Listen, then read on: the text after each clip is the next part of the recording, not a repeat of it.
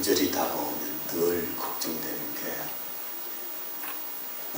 외압에 의해서 귀신 숭배하고 귀신에게 절할까 봐 걱정이 됩니다. 다 승리하셨으리라 믿습니다. 우리 그리스도인은 예수님의 순결한 처녀가 되기 위해서 택함받은 사람들이에요. 그래서 신부가 되어서 장차 주님과 함께 살아야 할 사람들입니다. 그러니까 약혼한 사람들이에요. 언제? 2절을 잘 읽습니다. 내가 너희를 한 남편에게 정혼시키라니. 정혼은 약혼을 했다는 말이잖아요. 아직 예수님과 결혼한 신부가 아니라 약혼한 상태입니다. 약혼한 상태라는 말은 파혼할 수도 있다는 그런 전제 아래 하는 말입니다. 약혼한 처녀는 신랑과 혼인할 때까지 무엇을 지켜야 하는가? 2절. 이는 한 순결한 처녀로 너희를 그리스도께 바치려는 것이라. 뭘 지켜야 돼요? 순결입니다. 영적인 순결을 지켜야 합니다. 예수 그리스도의 신부가 될 때까지 영적인 순결을 지켜야 신부가 될 수가 있는 것입니다. 그래야 예수님 다시 오실 때에 부활되어서 주님의 혼인잔치에 들어갈 수가 있습니다. 아직 우리는 혼인한 사람들이 아니라 예수님과 약혼된 사람의 사람일 뿐입니다. 계시록 19장 8절에서 9절. 이제 그녀에게 허락하사 정결하고 흰 세마포를 입게 하셨으니 세마포는 성도들의 의라고 하더라. 그때 그가 내게 말하기를 어린 양의 혼인잔치에 초대된 그들은 복이 있다고 기록하라. 혼인잔치는 장차 예수님이 다시 오실 때 하는 것입니다. 마태복음 25장 1절 10절. 그때의 천국은 마치 등을 들고 신랑을 맞으러 나간 열 처녀와 같다 하리니 그들이 기름을 사러 간 사이에 신랑이 왔으니 준비하였던 처녀들만 그와 함께 혼인식에 들어가고 문은 닫혔더라. 지금은 우리가 예수 그리스도를 믿어서 성령으로 인침받고 예수님과 약혼한 상태라고 합니다. 약혼한 상태인데 예수 그리스도 다시 재림에 오시는 날 우리가 예수님과 결혼하게 되는 겁니다. 그래서 열 처녀 비유를 들어서 5 처녀는 탈락을 하고 5 처녀는 주님과 혼인을 하는 비유를 들어서 설명을 했습니다. 우리는 깨어서 늘 준비해야 됩니다. 예수님의 혼인잔치에 들어갈 수 있기를 위해서 늘 깨어서 준비해야 예수님의 신부가 될 수가 있는 것입니다.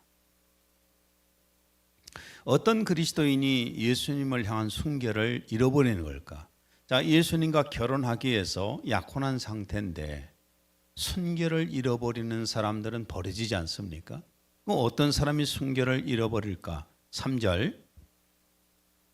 너희 마음이 그리스도를 향하는 진실함과 깨끗함에서 떠나 부패할까 두려워하노라. 쉽게 말하면은 그리스도를 향하는 진실함, 충성과 깨끗함, 순결에서 벗어나서 부패하면은 약혼이 파혼된다는 겁니다. 우리가 이 땅에 있으면서 예수 그리스도만을 사모하고 기다려야 됩니다. 그런데 자꾸 다른 것 집적거리고 다른 신들을 바라보고 하게 되면은 파혼감입니다. 4절. 만일 누가 가서 우리가 전파하지 아니한 다른 예수를 전파하거나 혹은 너희가 받지 아니한 다른 영을 받게 하거나 혹은 너희가 받지 아니한 다른 복음을 받게 할 때에는 너희가 잘 용납하는구나. 우리가 예수님을 향한 순결을 잃어버리고 자꾸 다른 신을 끼우거린다든지 다른 어떤 구원의 논리를 따라다닌다든지 이런 경우에는 타락하는 겁니다. 타락한 사람들은 결국 주님 앞에 결혼식에 참여할 수는 없다는 겁니다. 그래서 우리는 끝까지 주님만을 바라보고 주님을 의지하고 살아가야 될 그런 주님의 신부가 될 사람들입니다. 마귀가 예수님의 신부가 될 처녀들을 어떻게 타락시킬 것인가, 타락시키는 것에 대해서 좀 말씀을 나눠보려고 합니다. 첫째는 마귀는 영물입니다. 마귀는 영물이기 때문에 어떤 몸을 가진 존재로, 그러니까 몸을 가진 존재 안에 들어가서 사람들을 이용하고 미혹하고 하는 겁니다. 마귀가 그냥 나타나면 우리가 마귀인지를 모르잖아요. 그렇기 때문에 어떤 존재를 통해서, 몸을 가진 존재를 통해서 마귀가 나타나는 겁니다. 3절, 뱀이 그 관계로 하와를 미혹한 것 같이. 미혹한다는 말은 마음이 흐려지도록 무엇에 홀린다는 말입니다. 하나님께서 처음 아담과 하와를 창조하시고 매우 기뻐하셨습니다. 매우 기뻐하셨어요. 그리고 사랑하셨습니다. 왜 엄청 기뻐하시고 사랑하셨느냐? 왜 엄청 기뻐하고 사랑하셨을까요?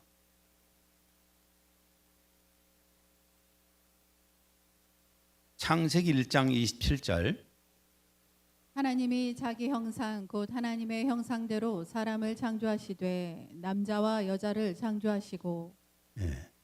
우리 이은재 권사님 아들 부부 며느리하고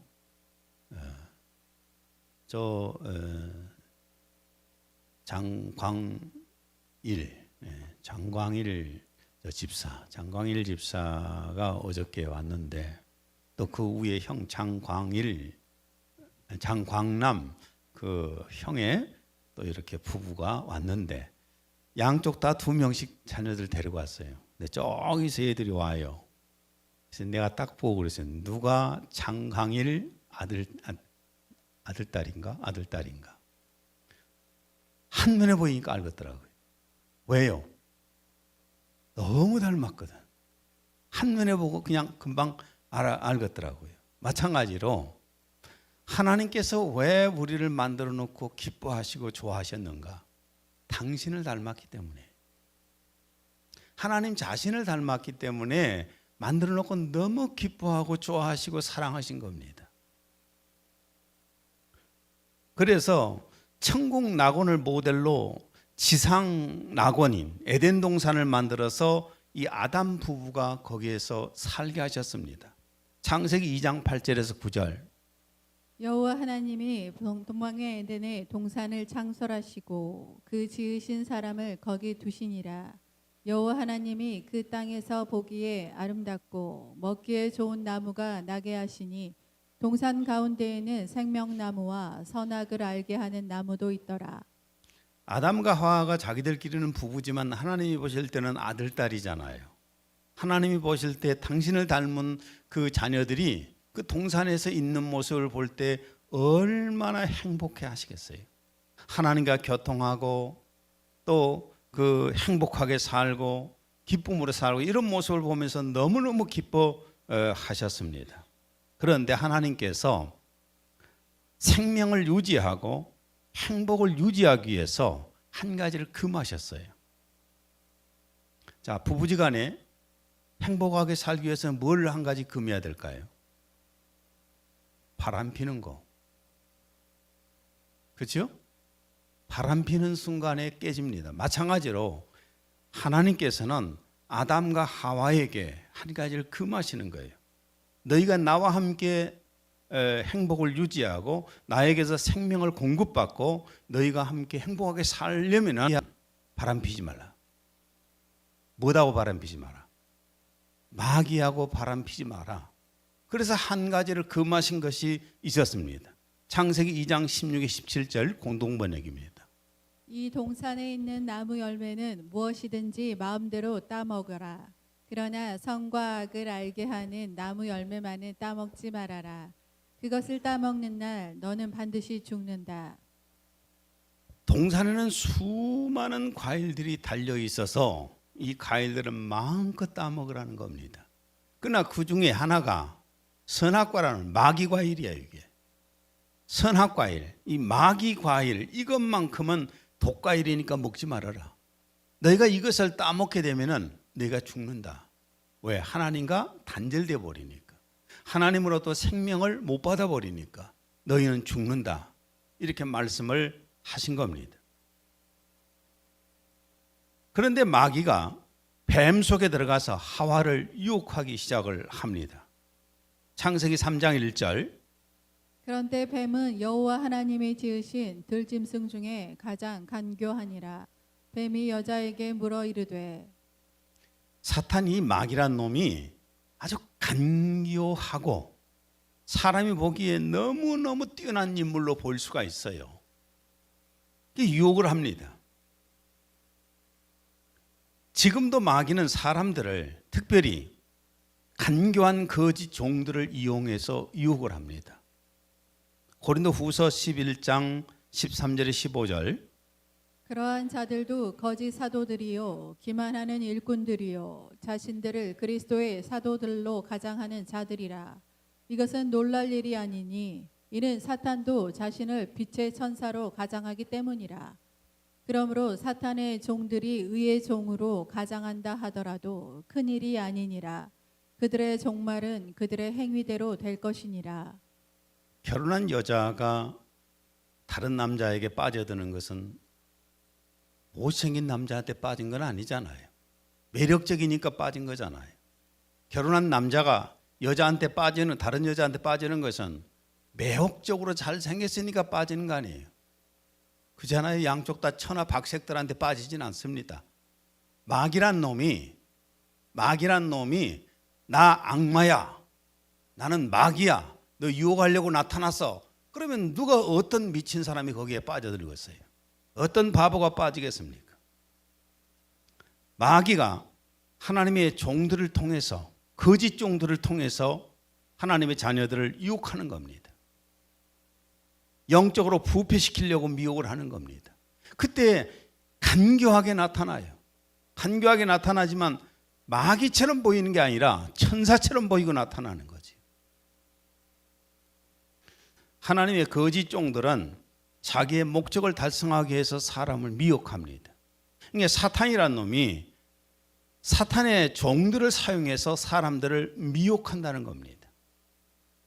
그런데 나타날 때에 사탄처럼 오늘, 자, 그림을 보면 사탄이 어떻게 생겼어요? 막 뿔나고 눈에서는 뭐 광채가 막 이상한 광채가 나오고 입은 뻐드렁이가 막 나가지고 이런 것들이 사탄으로 보이잖아요. 그렇게 나타나면 누가 속습니까? 조그만 아이들도 안 속아요. 거기에는.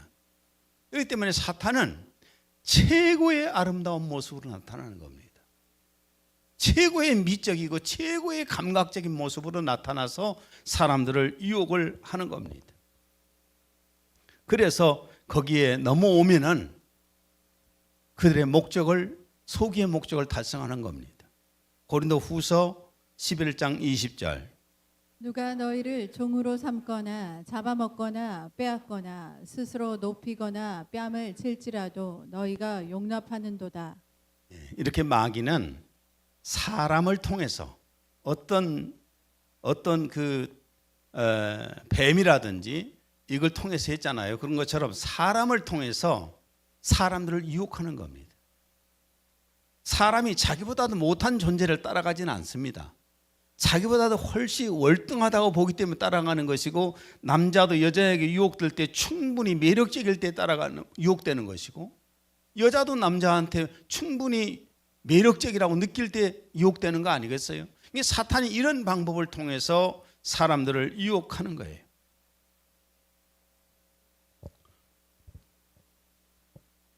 오직 예수님의 복음만을 전하는 사람을 따라야 합니다. 그 다음에 두 번째로 마귀는 하나님의 말씀을 변질시켜서 전하여 미혹합니다. 하나님의 말씀을 변질시켜요. 하와가 혼자 있을 때에 마귀가 하와를 미혹하기 시작했습니다. 이게 그리스도인은 우리가 공동체로 있는 것이 중요한 거예요. 교회가 없이 혼자서 나홀로 크리스찬 생활을 한다고 한 사람들 거의 대부분이 넘어갑니다. 나중에 보면. 창세기 3장 1절 공동번역입니다. 그 뱀이 여자에게 물었다. 하나님이 너희더러 이 동산에 있는 나무 열매는 하나도 따먹지 말라고 하셨다는데 그것이 정말이냐? 아담과 둘이 있을 때가 아니라 한 사람이 있을 때, 우리가 전도하는 것도 사실은 한 1대1로 전도할 때 잘 됩니다. 2명이 있으면 전도가 잘 안 돼요. 왜냐하면 한 사람이 삐딱하게 또 나가면 금방 같이 어울려 버려요. 사기꾼들도 절대 여러 명을 놓고 하지 않습니다. 1대1 관계로 속삭거립니다. 거기에 홀랑 넘어가잖아요. 마귀란 놈이 하와한테 접근하는데 아담과 함께 있을 때가 아니라 아담과 분리되어 떨어져 있을 때 가서 속닥거리기 시작합니다. 속닥거리는데 어떻게 속닥거렸어요? 하나님이 따먹지 말라고 하던, 하나님이 따먹지 말라고 하던, 하나님께서는 선악 과일 한 가지만 따먹지 말고 모든 과일을 다 먹으라고 그랬는데 마귀란 놈은 말을 싹 바꿔가지고 모든 과일을 먹지 말라고 하던, 어쩜 비슷한 것 같기도 하잖아요. 창세기 3장 2절에 3절. 여자가 그 뱀에게 말하기를 동산 나무들의 열매는 먹을 수 있으나 동산 가운데 있는 나무의 열매에 관해서는 하나님께서 말씀하시기를 너희는 그것을 먹지도 말고 만지지도 말라 혹 죽을까 함이라 하셨느니라 하더라. 세계가 사람들이 넘어가는 게 처음엔 비슷하게 말하면은 그 비슷하다가 나중에 서서히 변질시켜서 사람들을 끌고 가는 겁니다. 하와는 마귀의 말에 좀 흔들리기 시작합니다. 하나님께서는 네가 먹는 날에는 반드시 죽으리라 라고 말씀을 하셨는데 마귀가 하나님의 말씀을 살짝 바꾸어서 유혹합니다. 하와가 이제 흔들려요. 그랬더니 하와가 그것을 먹지도 말고 만지지도 말라 혹 죽을까 함이라. 언제 하나님이 그러셨어요? 먹지 말라 하셨잖아요. 죽으니까. 이거는 이제 또 해석이 복잡해져요. 사람이 말이 많으면은 아주 위험스러운 존재일 수 있어요. 왜냐하면 한 가지 어떤 것을 탁 이렇게 얘기해 주면 말할 될 텐데 장황하게 말을 말하면 어지러워가지고 뭐가 뭔지 헷갈려 혼동되잖아요. 마귀라는 놈이 이런 수법을 썼어요.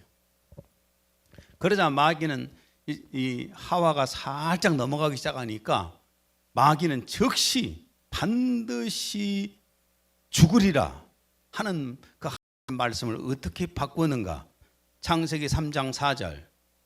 그 뱀이 여자에게 말하기를 너희가 반드시 죽지는 아니하리라. 반드시 어쩐다고요? 죽지는 않는다. 안 죽어. 그리고 자신 있게 거짓말로 이제 유혹을 합니다. 창세기 3장 5절.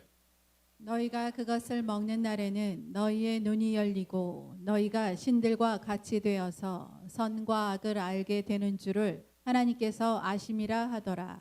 너 그거 먹으면은 네 눈이 열어져서 네가 신처럼 돼버려. 하나님처럼 돼.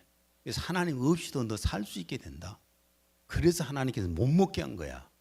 이렇게 유혹을 하니까 여기에 그냥 홀라당 넘어가는 거예요. 그래서 그 말에 미혹되어서 선악 과일을 따먹고 자기 남편 아담도 먹게 합니다. 창세기 3장 6절. 여자가 보니 그 나무가 먹음직하고 보기에도 즐겁고 현명하게 할 만큼 탐스러운 나무인지라. 그녀가 거기에서 그 열매를 따서 먹고 그녀와 함께한 자기 남편에게도 주니 그가 먹더라. 이렇게 살짝 말을 바꾸니까 여기 홀라당 넘어가가지고 결국 자기도 따먹고 남편도 먹이잖아요. 그 어떻게 이 마귀란 놈이 여자를 먼저 유혹을 했을까? 여자가 감성적이잖아요. 감성적이기 때문에 민감하잖아요. 감성적으로 쉽게 넘어갑니다. 잘 보세요. 약장사들 사기칠 때 누구를 주로 모아다 놓고 한가요? 그거는 답을 여러분이 하셨어. 사기꾼들이 원래 가장 먼저 접근한 게 누구냐면 여자예요. 왜냐하면 감성적이거든요. 여자는 감성을 터치하면 쉽게 넘어오니까. 이 마귀라는 놈이 이렇게 해서 결국은 아담도 따먹게 만들었잖아요. 하와도 먹고. 내가 늘 하는 말이지만은 남편은 정말 핫바지 같을 때가 많아요. 여자 말에 꼼짝 못하고 넘어가. 아니라고 팍 강하게 말했다가도 살살살살살 빠져들어가 버려. 그래서 교회도 보면 그래요. 나는 남편이 먼저 나오면 아내는 안 나온다고 봐요. 거의 나올 확률이 없어. 그러나 아내가 먼저 나오면은 거의 1년 안에 나와요. 남편은. 주대가 있는 것 같아도 훨씬 여자들보다도 약합니다. 지금도 마귀는 설교자들에게 하나님의 말씀을 살짝 변질을 시켜가지고 하나님 말씀을 살짝 바꿔가지고 사람들 비유 맞추는 대로 말씀을 바꿔갑니다. 갈라디아서 1장 7절 10절 공동번역입니다. 사실 다른 복음이란 있을 수 없습니다. 다만 어떤 사람들이 여러분의 마음을 뒤흔들고 그리스도의 복음을 변질시키려 하고 있을 따름입니다. 내가 지금 사람들의 지지를 얻으려고 합니까? 아니면 하나님의 지지를 얻으려고 합니까? 내가 사람들의 호감이나 사려는 줄 압니까? 내가 아직도 사람들의 호감을 사려고 한다면 나는 그리스도의 일꾼이 아닐 것입니다. 하나님의 말씀은 사람들 비유 맞추고 사람들 호응을 얻어내고 사람들에게 인기 얻기 위해서 하는 것이 아닙니다. 하나님 말씀 설교는 하나님을 기쁘게 해드리는 데 있어요. 이 설교가 과연 하나님의 마음을 흡족하게 할 수 있을까? 그 복음이 성도들에게 전달되어서 성도들의 영혼을 깨우고 영혼을 살릴 수 있을까? 여기에 초점이 맞춰져야 되는 겁니다. 근데 현대는 예수님께서 세상을 구하러 오셨다고 설교를 합니다. 인기가 좋습니다. 예수님이 세상을 구원하러 오셨다고 계속 이걸 강조를 합니다. 그래서 세상의 정치개혁을 위해서 설교를 외칩니다. 막. 얼마나 좋아합니까? 통쾌하잖아요. 정치개혁을 해야 된다고 막 대통령을 타파해야 해라. 뭐 여당을 그냥 깨부셔라. 시원하게 재밌잖아요. 이런데 막 확 빠져갖고 있어요. 이건 하나님의 종들의 설교라고 볼 수가 없습니다. 그건 야당 정치인들의 외치는 소리예요. 그리고 또 문화개혁을 외치는 설교. 문화개혁. 아주 거기에 빠져듭니다. 사람들이. 문화가 지금은 전체를 장악하고 있잖아요. 이런 데 아주 엄청나게 빠져듭니다. 그리고 그런 목사를 따라다닙니다. 세상과 정치, 문화 이런 것들을 야합시키는데 얼마나 사람들이 좋아합니까? 그런데 예수님은 세상을 구원하러 오시지 않았습니다. 예수님은 세상을 구원하러 오시는 것이 아니라 하나님의 자녀들을 구원하러 오셨습니다. 요한복음 15장 19절. 너희가 세상에 속하였으면 세상이 자기의 것을 사랑할 것이나 너희는 세상에 속한 자가 아니요 도리어 내가 너희를 세상에서 택하였기 때문에 세상이 너희를 미워하느니라. 자, 뭐 평범할 때는 우리 평화로울 때는 잘 모르는데 이번에 코로나 때 사회적 거리두기 때 우리 교회는 세상으로부터 사랑을 받았을까요? 미움받았을까요? 굉장히 미움받았습니다. 왜? 예배드리니까. 예배드린 것 때문에 우리는 아주 그냥 눈에 가시거리였어요. 시청에서 나오지, 구청에서 나오지, 동사무소에서 나오지, 경찰서에서 나오지. 이렇게 예배 때문에 나와서 예배 못 드리게 했잖아요. 우리가 세상에서 사랑받은 게 아니라 굉장히 상황이 안 좋아지니까 미움을 받기 시작을 했습니다. 왜냐? 예수님께 속해 있으니까. 우리는 세상에 속한 존재가 아니라, 교회가 아니라 우리는 예수님께 속해 있어요. 여러분, 세상과 예수님은 하나가 아닙니다. 요한복음 17장 9절. 내가 그들을 위하여 비옵나니 내가 비옵는 것은 세상을 위함이 아니요 내게 주신 자들을 위함이니이다. 그들은 아버지의 것이로소이다. 예수님은 누굴 위해서 기도하신가요? 하나님의 자녀들을 위해서 기도하시는 거예요. 세상을 위해서 기도한 것이 아니라. 마귀는 제사를 미풍양속이라는 말로 미혹합니다. 그러니까 마귀의 종도는 시대에 맞춰서 이 제사 지내는 것을 미풍양속으로 만들어서 설교를 해요. 난 이번에 굉장히 걱정이 많이 되었어요. 혹시 우리 교회 성도들 가운데에서 그런 그냥 뭐 하찮은 귀신들 나부랭이들한테 엎드려서 절하는 사람 없는가? 이런 데다 제사상 차려놓고 바치고 있는 이런 귀신보다도 못한 존재들이 있는가? 이것 때문에 매우 걱정이 되었습니다. 나는 우리 교회 성도들은 귀신보다 못한 존재는 아니라고 봅니다. 일본 식민지 때 일본은 공권력으로 한국 교회 목사들에게 신사참배를 강요했습니다. 교회 지도자들 대부분이 일본 토속신을 섬기는 이 신사참배를 미풍양속이라고 하면서 단체로 신사참배를 했습니다. 대부분 다 90% 이상 다 신사참배에 참여를 했습니다. 목사가 앞서서 뒤에 졸졸졸 장로 그 다음 직분자들까지 졸졸 가서 신사참배했습니다. 지금도 제사, 시제, 사직제 이런 것들을 미풍양속이라고 해서 참석하는 자들이 크리스찬들이 얼마나 많이 있습니까?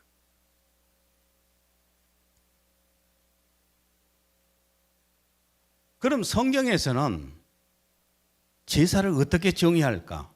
고린도전서 10장 20절에서 22절. 무릇 이방인이 제사하는 것은 귀신에게 하는 것이요 하나님께 제사하는 것이 아니니 나는 너희가 귀신과 교제하는 자가 되기를 원하지 아니하노라. 너희가 주의 잔과 귀신의 잔을 겸하여 마시지 못하고 주의 식탁과 귀신의 식탁에 겸하여 참여하지 못하리라. 그러면 우리가 주를 노여하시게 하겠느냐? 우리가 주보다 강한 자냐? 제사는 어떤 제사든지 누구한테 하는 겁니까? 귀신에게 하는 거예요. 귀신은 더럽고 추악하고 악한 정말 이 영적인 세계에서도 마귀의 세계에서도 가장 천하고 낮은 것들이에요. 하찮은 것들이에요.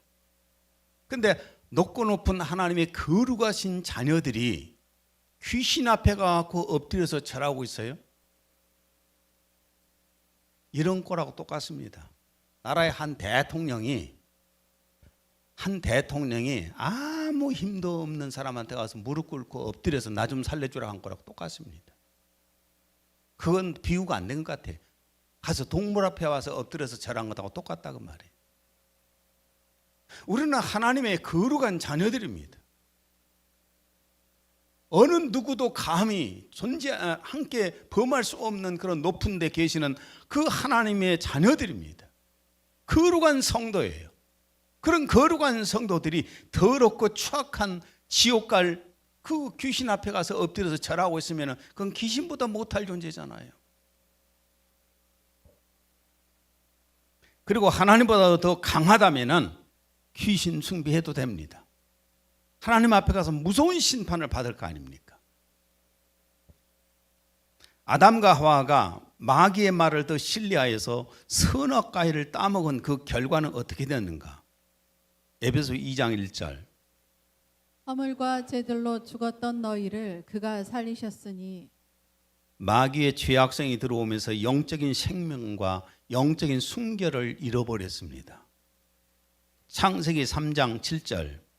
그러자 그들의 눈이 둘 다 열려 그들은 자기들이 벌거벗은 줄 알고 무화과 나무 잎을 엮어 자기들의 치마를 만들더라. 마귀의 죄악성이 들어오니까 마음에 들어오니까 죄악된 눈이 열려서 죄악된 것들을 모든 것을 보게 됩니다. 눈이 열려서 눈이 보고자 하는 대로 보는 거예요. 그 다음에 창세기 3장 8절. 그들이 날이 시원할 때에 동산을 거니시는 주 하나님의 음성을 듣고 아담과 그의 아내가 주 하나님의 면전에서 피하여 동산 나무들 사이에 자신들을 숨겼더라. 그래서 평생 하나님 앞에 하나님이 두려워서 도망자 피하는 자가 된 거예요. 하나님의 심판이 늘 두려움 속에 깔려 있는 겁니다. 사람의 양심 속에는 늘 그 하나님에 대한 내세에 대한 두려움이 있어요. 창세기 3장 25절. 여호와 하나님이 에덴 동산에서 그를 내보내어 그의 근원이 된 땅을 갖게 하시니라. 그 말씀을 금방 읽었네. 자, 창세기 3장 23절. 여호와 하나님이 에덴 동산에서 그를 내보내어 그의 근원이 된 땅을 갈게 하시니라. 결국은 하나님과 단절되니까 안식도 잃어버리고 평안도 잃어버리고 행복도 잃어버리고 에덴 동산에서 쫓겨나서 질병 속에 평생 삽니다. 평생 질병 속에 살고 늘 그 어떤 고통 속에서 사는 존재가 된 겁니다. 창세기 3장 17절 19절.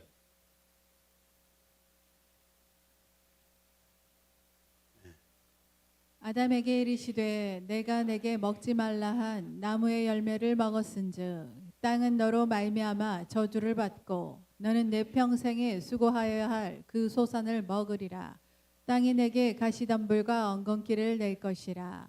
내가 먹을 것은 밭의 채소인즉 내가 흙으로 돌아갈 때까지 얼굴에 땀을 흘려야 먹을 것을 먹으리니 내가 그것에서 취함을 입었음이라. 너는 흙이니 흙으로 돌아갈 것이니라. 전도서 2장 23절. 일평생에 근심하며 수고하는 것이 슬픔뿐이라. 그의 마음이 밤에도 쉬지 못하나니 이것도 헛되도다.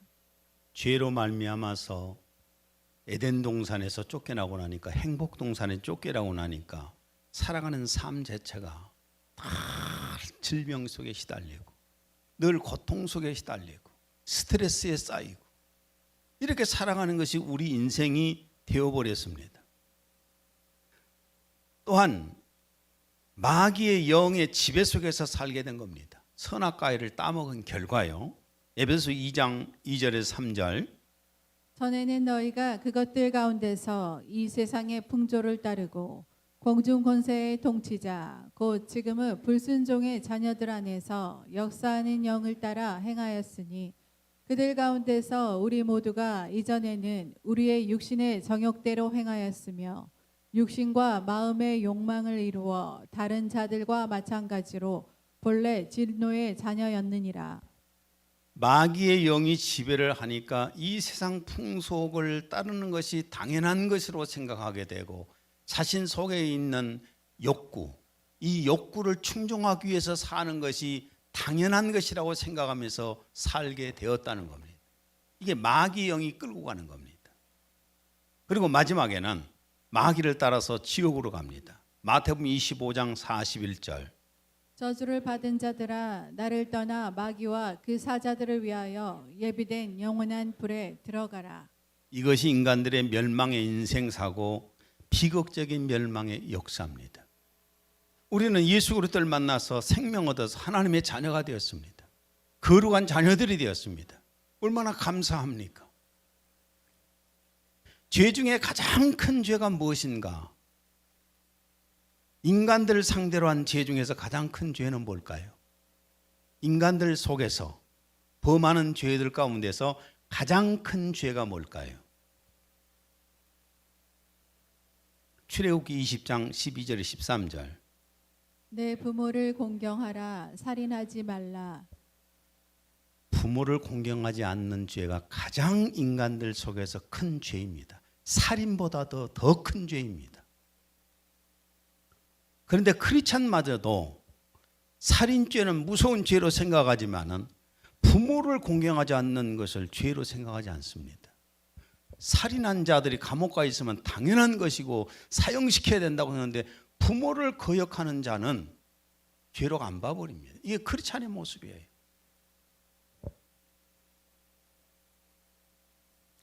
그래서 죄 중에서 인간들 속에서 지은 죄들 중에서 부모를 공경하지 않는 죄는 정말 무서운 죄로 심판을 받았습니다.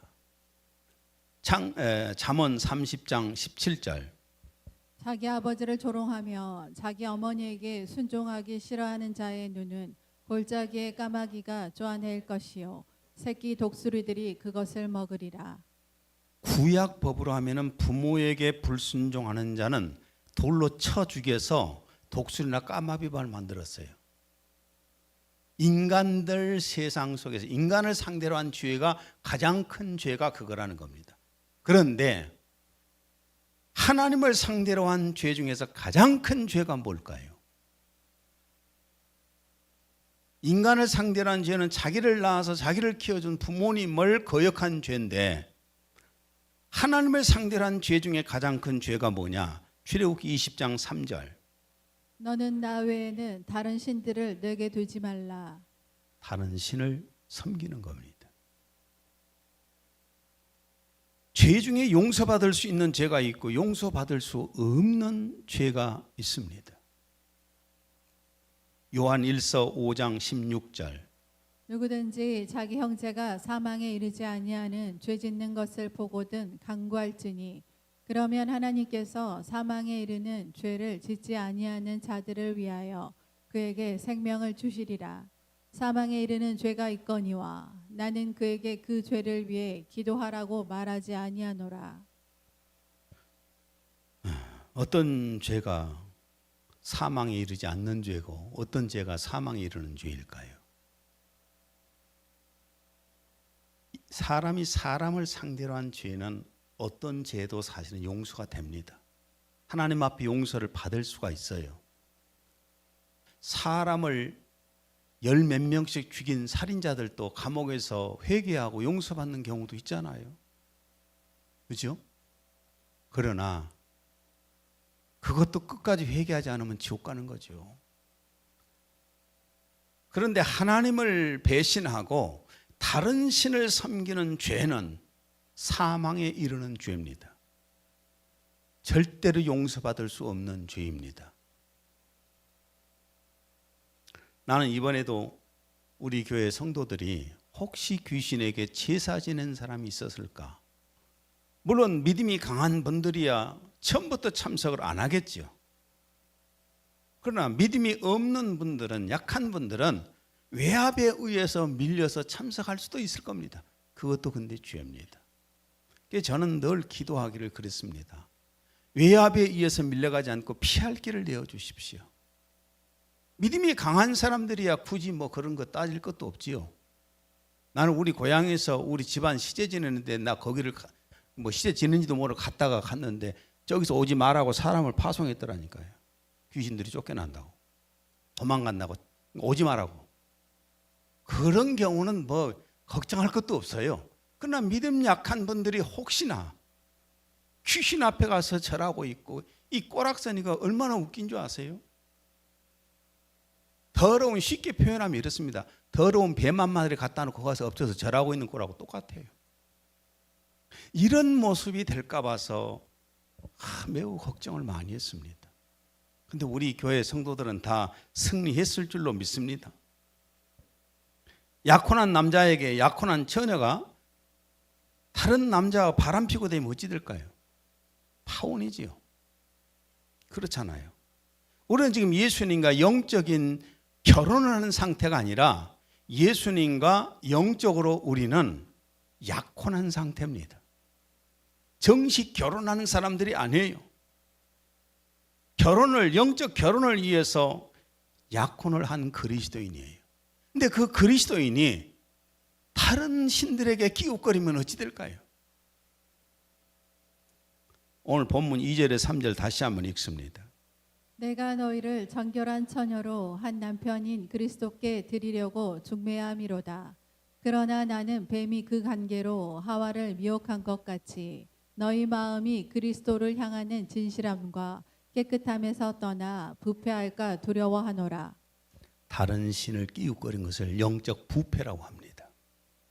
영적인 부패는 무서운 죄악입니다. 4절. 만일 누가 가서 우리가 전파하지 아니한 다른 예수를 전파하거나 혹은 너희가 받지 아니한 다른 영을 받게 하거나 혹은 너희가 받지 아니한 다른 복음을 밝게 할 때에는 너희가 잘 용납하는구나. 우리의 구원자는 오직 예수 그리스도입니다. 다른 것은 거짓신이에요. 우리가 모시고 우리가 늘 교통하면서 해야 될 분은 보혜사 성령님이에요. 다른 신은 잡신이에요. 그것들과 교제하면 안 되는 겁니다. 우리는 예수 그리스도를 통해서 주신 복음만이 우리의 영혼의 양식인 것입니다. 근데 쓸데없는 것들을 자꾸 받아들이면 어찌 되겠습니까? 오늘 수많은 사람들이 뭘 좋아하는가? 정치적인 설교 좋아하러 가잖아요. 문화적인 설교 좋아하러 가잖아요. 하여튼 시사적인 것들 설교하는 걸 너무 좋아하잖아요.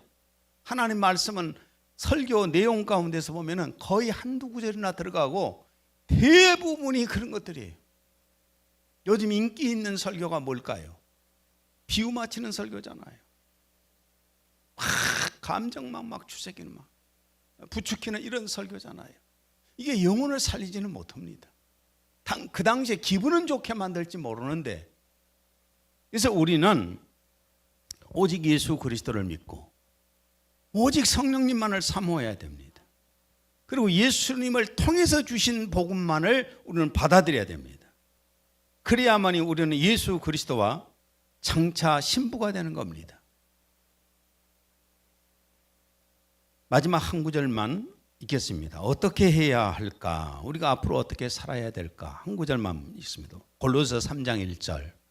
너희가 그리스도와 함께 다시 살리심을 받았으면 위의 것을 찾으라. 거기는 그리스도께서 하나님 우편에 앉아 계시느니라. 오직 우리는 아버지 나라의 갈날을 생각하면서 그 예수 그리스도가 계신 천국을 사모하면서 살아야 돼요. 매일같이 하나님이 이 일을 기뻐하실까? 아니면 하나님께서 싫어하실까? 이걸 생각하며 살아야 됩니다. 여러분의 삶에 하나님 앞에 무서운 진노를 받는 그런 삶이었고, 하나님께서 늘 기뻐하시고 칭찬하시고 사랑하시는 삶만 사시기를 바랍니다. 기도합니다. 하나님 아버지, 오늘은 순결한 전해인 그리스도인이라는 주제로 말씀을 나눴습니다. 예수 그리스도의 보혈로 죄 사함 받고 하나님의 거룩하신 성령을 보내셔서 하나님의 생명인 영생을 우리에게 주셔서 인치셨습니다. 그리고 하나님의 거룩하신 말씀을 우리에게 주셔서 늘 양식으로 삼고 살게 하셨고, 저 아버지의 나라인 천국을 바라보며 살게 하셨습니다. 이 땅에서 어떤 경우에도 유혹되어서 넘어가는 사람이 없게 해주시고, 영적으로 청결하고 순결한 천혜인 그리스도인들이 되게 하여 주옵소서. 예수님 이름으로 기도했습니다. 아멘.